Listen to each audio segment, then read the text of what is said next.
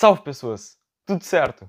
Então, hoje é dia 23 de abril e caramba, o tempo tá passando rápido, mas vamos falar um pouco sobre o jogo de ontem entre Cruzeiro e Grêmio. Quem não assistiu, a partida válida pela segunda rodada do Brasileirão Série A 2023 acabou com a vitória dos mandantes, no caso o Cruzeiro, em cima dos gaúchos visitantes por 1-0. Essa foi a 20ª partida do Grêmio em 2023 e apenas a segunda derrota, vencendo quase todas do Gauchão, todas da Copa do Brasil e inclusive a estreia na Série A contra o Santos alguns dias atrás.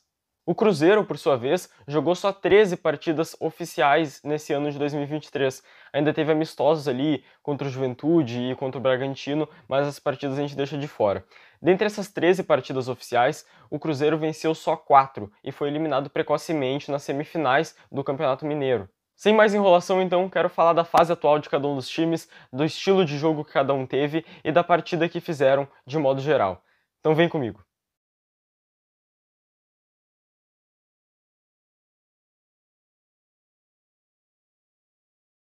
Cruzeiro e Grêmio, dois times imensos, voltando da Série B de tempos complicados e fazendo esse jogo que para cada um deles talvez a gente possa dizer que é um dos maiores desafios que teve até aqui então nesse ano. Por parte do Grêmio, no Campeonato Gaúcho e na Copa do Brasil também, enfrentou times de nível muito mais baixo. As maiores ressalvas são o Inter e o Santos, que são dois times que não estão em fases boas também, estão em momentos bem conturbados da sua história.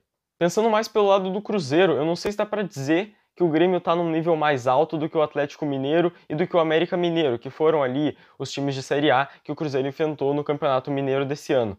Mas eu acho que está ali do lado, então foi um grande desafio também.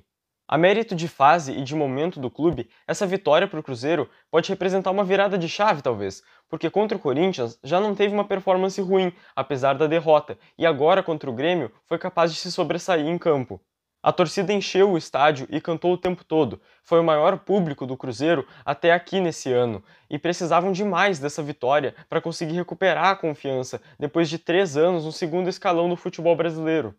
Já do lado do Grêmio, é um choque de realidade que eu avisei que poderia vir a acontecer quando o Grêmio enfrentasse clubes de nível mais alto, e acabou acontecendo já agora contra o Cruzeiro. Eu achei que poderia demorar um pouco mais até.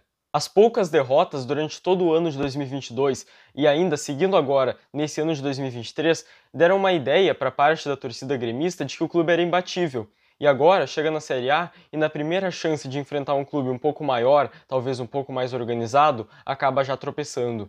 Para falar da partida, eu vou utilizar aqui um gráfico de volume de jogo em função do tempo que eu consegui no site SofaScore. Quanto maior o tamanho da barra, maior o volume de jogo que o time estava tendo, ou seja, mais ofensivo ele estava sendo naquele determinado momento. E esse que está na tela é um exemplo que eu peguei da partida entre Grêmio e Santos. Agora, esse aqui é o gráfico de ontem. Em verde está o Cruzeiro, porque era o time da casa, e em azul o Grêmio, porque estava de visitante. É um gráfico que nada mais faz do que ilustrar a inexistência do Grêmio durante todo o primeiro tempo. O Grêmio tem não um desconforto, mas uma falta de conforto em campo que eu não vi até há muito tempo, porque tanto no Gauchão desse ano quanto na Série B do ano passado, o Grêmio conseguia dominar ao menos a maior parte das partidas e impor o seu estilo de jogo. Dessa vez isso não acontece, porque o Cruzeiro consegue evitar, impedir que o Grêmio faça o jogo que ele gosta, de triangulação, de toque de bola, de corte de linhas defensivas do adversário, e nisso o Grêmio fica sem saber outras alternativas, fica sem se achar em outras formas de avançar e chegar ao ataque. Isso se soma à falta de segurança que o sistema defensivo do Grêmio como um todo passou. E eu tô dizendo, ó, como um todo, não tô falando da zaga, tô falando do sistema defensivo como um todo que permitia que o Cruzeiro chegasse no gol. E além dessa efetividade em anular o adversário, o Azul Mineiro também manteve um ritmo de jogo que para mim é absurdo, com Bruno Rodrigues e Matheus Vital especialmente correndo muito, driblando, tocando passe, criando chances e dando muito trabalho para a defesa tricolor. Inclusive, chega a dar aquele sentimento de quem não faz leva, sabe? Porque são muitas chances que o Cruzeiro cria e o gol não sai de jeito nenhum. Eu achei que ia ser uma daquelas partidas clássicas do Grêmio, de sofrer até o final, ficar segurando o resultado 0-0 e de no último minuto consegue um contra-ataque em que faz o gol e consagra uma vitória cagada por 1-0. Mas acho que não foi dessa vez.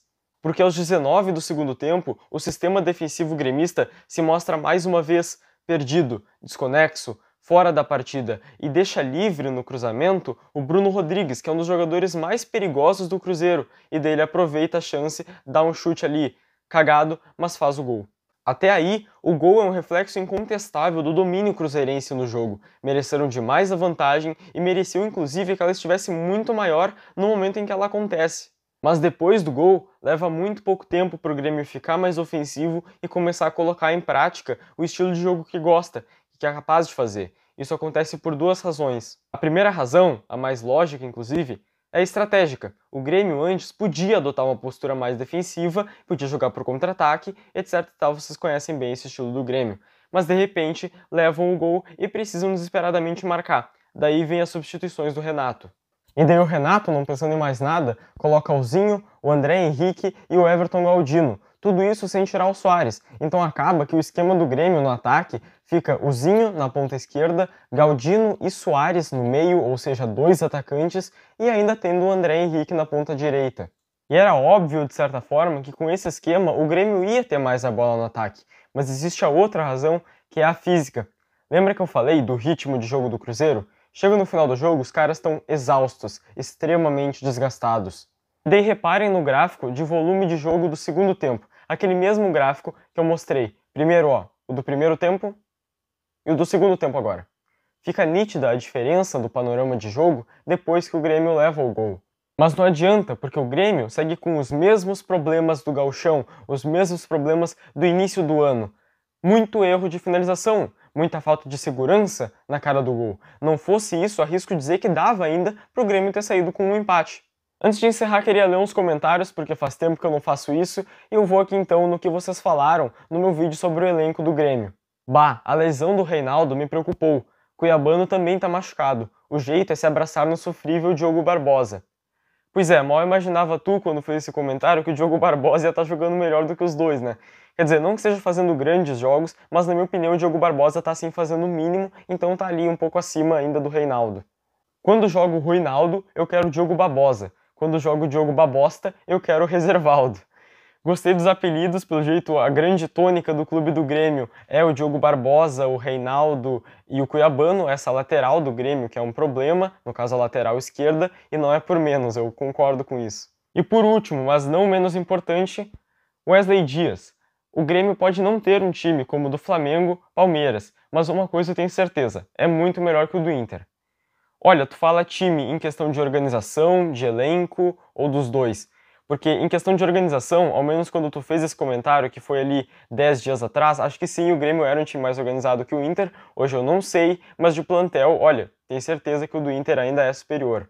Deixa o like aqui no vídeo, te inscreve no canal e também não esquece de deixar os teus pensamentos aqui embaixo na seção dos comentários. Tudo isso para mim é muito importante, me dá um apoio imenso aqui no andamento do canal, então aprecio demais. Aprecio demais, inclusive, tua visualização até aqui, mas por hoje era isso. Até mais. Tchau, tchau.